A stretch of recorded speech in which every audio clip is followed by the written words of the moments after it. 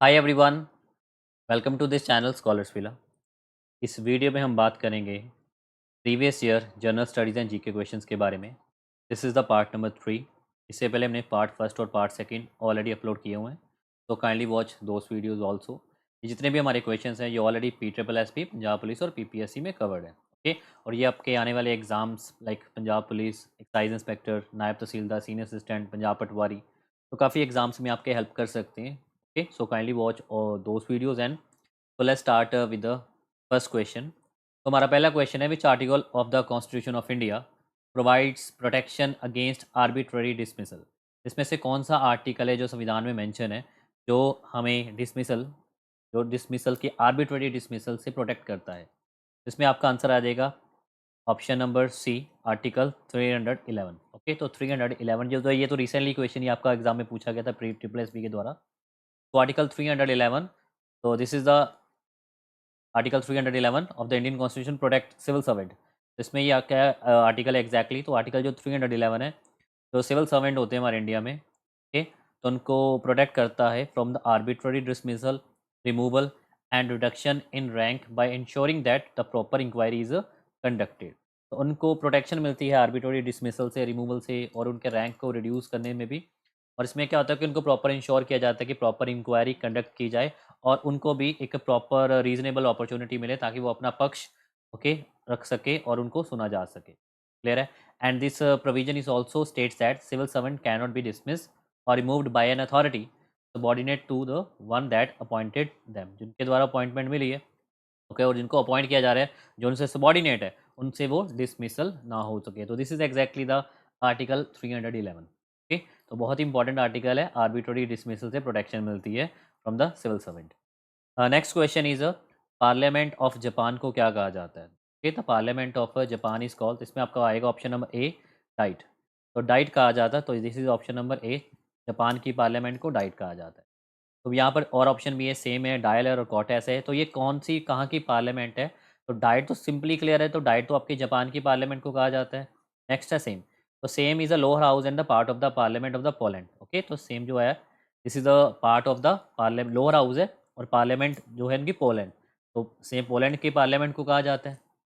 Next है dial, तो dial कहा जाता है पार्लियामेंट ऑफ आयरलैंड। क्लियर? तो ये भी लोअर हाउस है, तो this is again the lower house, like जैसे लोअर हाउस मीन्स हमारे इंडिया में पार्लियामेंट में Lok Sabha is the lower house and Rajya Sabha is the okay upper house. तो उसी के अकॉर्डिंगली डाइट तो जापान की पार्लियामेंट है, same is the lower house and the part of the parliament of Poland.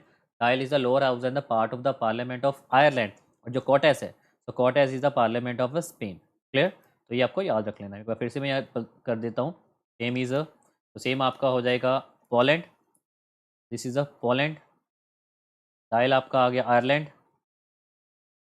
And Cortes Spain, and Diet ये हो गया Japan. Clear? तो प्लीज नोट डाउन।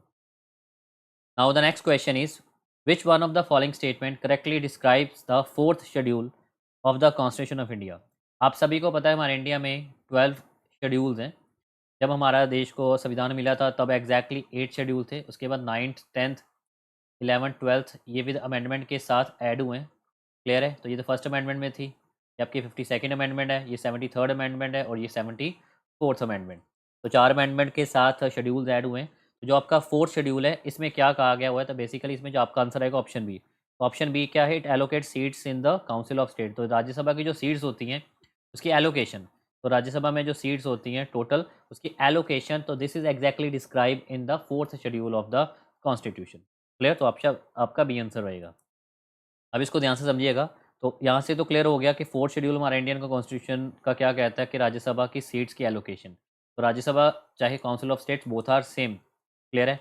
और इसमें क्या स्पेसिफाई किया जाता है कि like how many seats from each state and union territory allocated in the Rajya Sabha, की हर एक स्टेट से और यूनियन टेरिटरी से जो सीट्स एलोकेट की जाएगी टू राज्यसभा, उसका ये प्रॉपर डिस्क्रिप्शन है।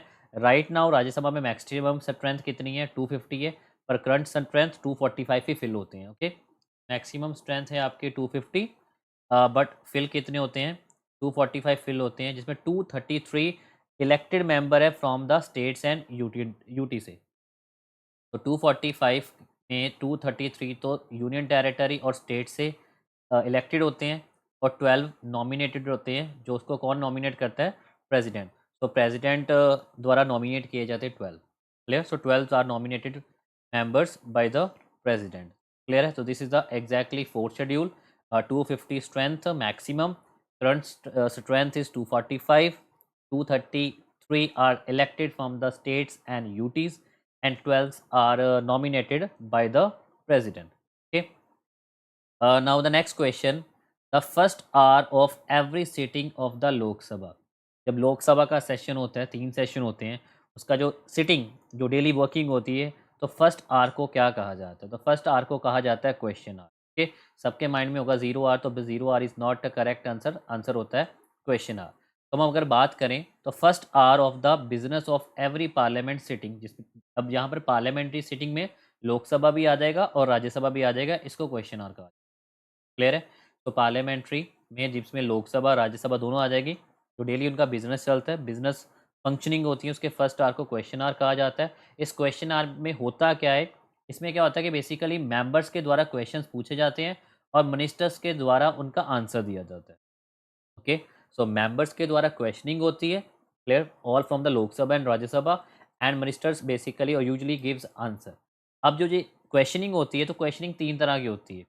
तो 3 तरह की क्वेश्चनिंग को क्या कहते हैं? एक होती है स्टार्ट, तो स्टार्ट मीन्स एस्टेरिक, ऐसे आपने याद रख लेना, अनस्टार्ट एंड शॉर्ट नोटिस। तो 3 तरह की क्वेश्चनिंग होती है। अगर स्टार्ट क्वेश्चनिंग है, अगर क्वेश्चनिंग के ऊपर स्टार दिया हुआ है, इसका मतलब जो इसका जो आंसर होगा वो रिटर्न में देना पड़ेगा बाय द मिनिस्टर्स। अनस्टार्ट में आंसर जो होता है वो ओरल देना पड़ता है। क्लियर है? तो unstarred means this is not important, starred means important. और शॉर्ट नोटिस में क्या होता है कि 10 डेज का प्रायर नोटिस देना पड़ता है पहले, और ये भी आपका आंसर जो होगा इसका भी रिटर्न में आएगा। जो तीनों चीज़ें आपने याद रख लेनी है। तो 3 तरह की क्वेश्चनिंग हो गई, start, unstarred and short notice. तो फर्स्ट आर आपका होता है क्वेश्चन आर, एंड रिटर्न में आंसर रिटर्न में आएगा, सॉरी स्टार्ट में आंसर रिटर्न में आएगा, अनस्टार्ड में ओरल में, और शॉर्ट नोटिस तो 10 डेज का नोटिस देना पड़ता है, तो इसमें भी आपका आंसर रिटर्न में देना पड़ेगा by the minister. Okay. Now, the next question is the Bermuda Triangle. The Bermuda Triangle lies in options है west north Atlantic ocean, east south Atlantic ocean, north Pacific ocean and south Indian ocean. तो Bermuda triangle आपको पता है, this is a basically mystery triangle. तो ये आपका answer आएगा option A. Option A आपका आंसर आएगा बिकॉज ये आपका वेस्टर्न नॉर्थ अटलांटिक ओशन में पाया जाता है। तो बर्मुडा ट्रायंगल को हम डेविल ट्रायंगल भी बोलेंगे। Okay, devil. तो Bermuda triangle is also known as a devil triangle. Clear? तो इसमें एक साइड आ गया बर्मुडा जो यूके की टेरिटरी है, दूसरा पोर्टो रिको जो यूएस है, और एक साइड आपका बहामास। ओके, फ्लोरिडा आ गया, तो फ्लोरिडा आपने याद रख लेना है। So Bermuda triangle is also known as a devil triangle, is loosely defined the region in the north Atlantic और rather north western Atlantic ocean. जो 3 कंट्री के इन बिटवीन ट्रायंगल बनता है, एक तो हो गया फ्लोरिडा जो लेफ्ट में है, ओके, और आपका नॉर्थ में आ गया यूके बर्मुडा, और साउथ में आ गया पार्टो रिको।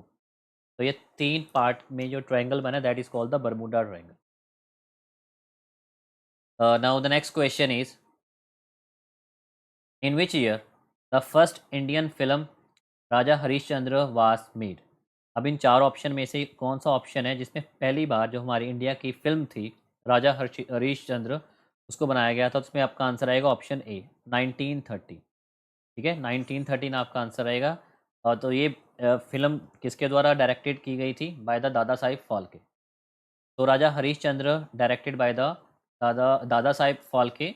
तो this is the first full length Indian feature film. तो ये हमारी भारत की पहली फुल लेंथ फीचर फिल्म है, जिसको एग्जैक्टली रिलीज़ किया गया था 1930 में।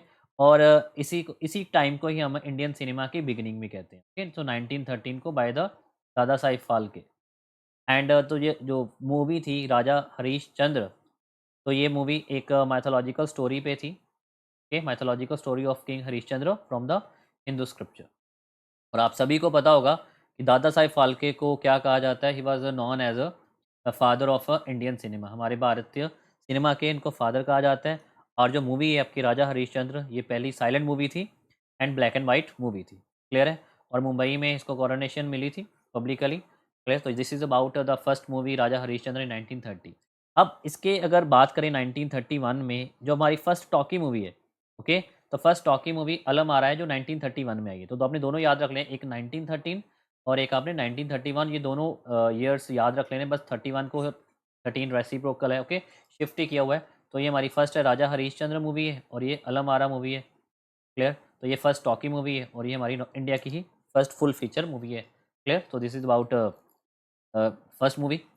Next question, next question is who is the author of the book tale of two cities.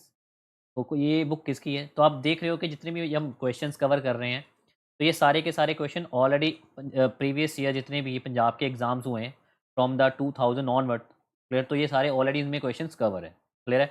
अगर इनकी आपको पीडीएफ चाहिए होगी तो पीडीएफ का जो लिंक दिया हुआ मैंने नीचे, टेलीग्राम का लिंक दिया हुआ स्कॉलर्स विला, तो आप उस लिंक को ज्वाइन करके, टेलीग्राम ज्वाइन करके उसमें आपको सारी पीडीएफ्स भी मिल जाएंगी। और इसके अलावा मैं जो डिफरेंट एग्जाम्स होते हैं पंजाब में के और भी चीज़ें मैं वहाँ पर अपडेट करता रहता हूँ। तो kindly join that channel also. Question है who is the author of the book tale of two cities.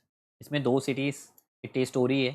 तो ये आपका आंसर आएगा ऑप्शन बी, चार्ल्स डिकेन। तो Charles Dickens he was the author of the book tale of two cities.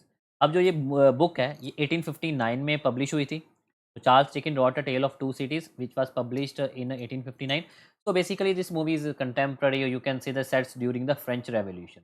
तो French revolution के बारे में है। तो this novel explore the theme of sacrifice, discussion and social injustice. अब जो मूवी है टेल ऑफ टू सिटीज़, इसमें दो सिटीज़ के डिस्कशन की गई हुई है। और दो सिटीज़ कौन सी हैं? London and Paris, okay. तो ये याद रख लेना, London and Paris. And Charles Dickens is also known for the work like Oliver Twist and great expectation. ये उसके और भी वर्क्स हैं जिसके लिए वो फेमस है, Charles Dickens, Oliver Twist and great expectation, clear. Now the next question, this is again very important question. How many recommendations were made by पुंची commission? तो ये क्वालिटी का क्वेश्चन है, क्लियर। तो डिफरेंट वेबसाइट्स पे different इसके answer है, but I will explain this question very correctly.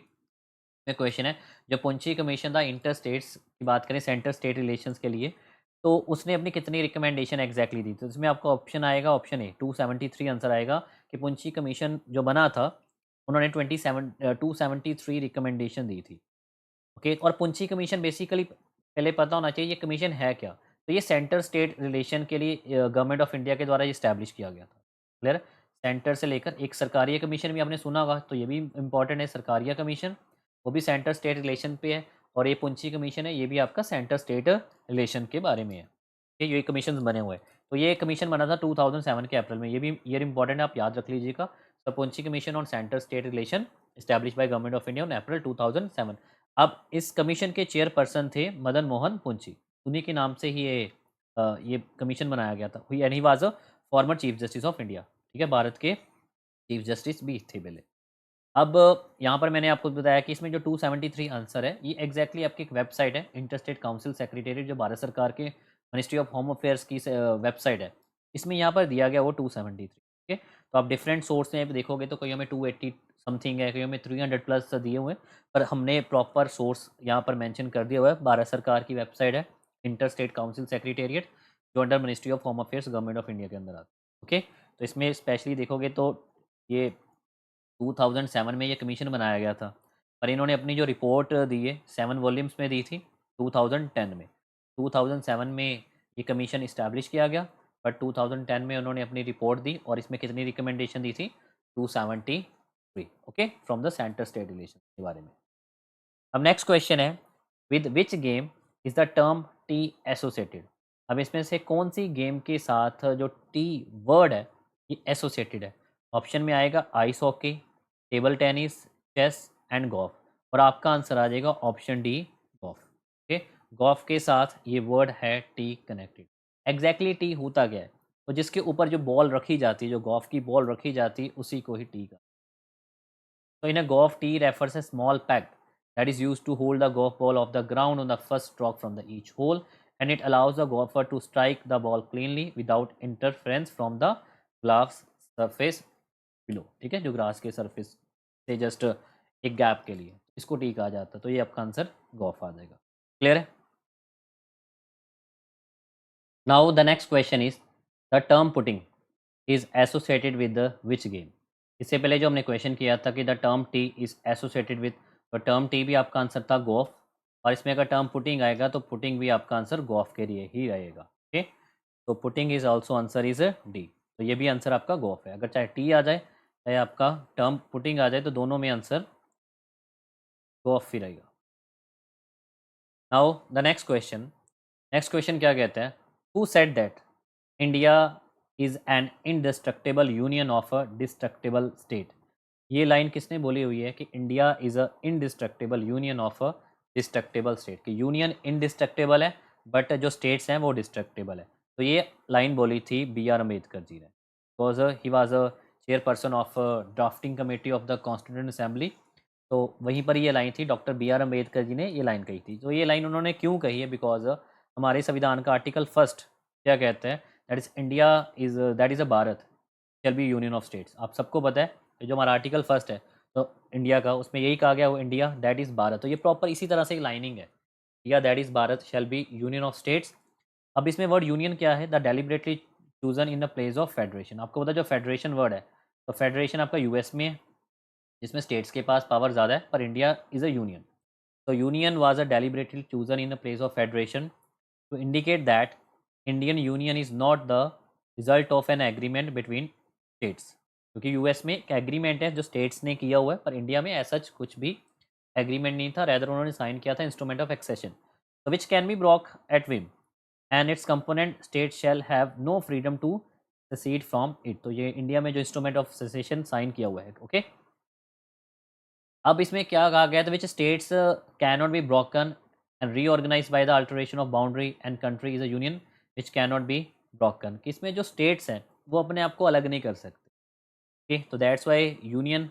अब इसमें सेंटर तो इसमें लाइन एग्जैक्टली है indestructible union. Indestructible union means कि जो स्टेट्स हैं वो अपने आप को अलग नहीं कर सकते, बट इसमें जो यूनियन है, जो सेंट्रल गवर्नमेंट है, ये कभी भी स्टेट का नेम चेंज कर सकती है, बाउंड्री चेंज कर सकती है विदाउट उनके परमिशन पे, ठीक है। सिंपल मेजॉरिटी से ये नेमिंग चेंज हो सकती है।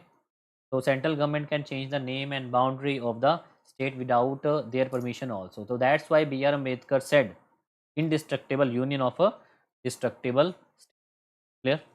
Now the next question, this is again polity question, who was the only Lok Sabha speaker to have become the president of India।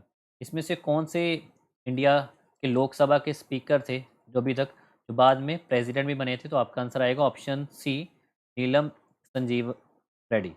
के Neelam Sanjiva Reddy, he was the only Lok Sabha speaker and also become the president of India. Clear है? तो नीलम संजीवा रेड्डी, आप सभी को पता होगा वो 6th president थे भारत के, ठीक है। उनका जो टेन्योर था 25 जुलाई 1977 से लेकर 25 जुलाई 1982 तक था। तो 1977 बहुत इंपॉर्टेंट ईयर है, ये 5 साल का टाइम पीरियड था इनका। क्लियर? और ये लोकसभा में 2 बार स्पीकर इलेक्टेड हुए हैं। So he was elected as speaker of Lok Sabha. ये one of the main important thing. और इसके अलावा एक और चीज़ आप याद रखना है, he was the first person to be elected of this high office unopposed, और उनके अगेंस्ट कोई भी खड़ा नहीं हुआ था प्रेसिडेंट के इलेक्शन में, ओके। तो ये पहले ऐसे प्रेसिडेंट है, he was the first person to be elected to this high office unopposed. Clear? Neelam Sanjiva Reddy, 6th president, Lok Sabha speaker twice and first person who elected unopposed, okay. So आपको क्लियर हो गया होगा। तो ये हमारा पार्ट था जिसमें अभी कुछ क्वेश्चंस कवर किए हैं। तो अगर आप इस जैसे कुछ और चाहते हैं कि मैं ऐसे क्वेश्चंस और लेकर आऊँ, तो kindly subscribe this channel, okay, like this video, and you can also recommend to other friends also, okay। So this is for today in this video. Thank you.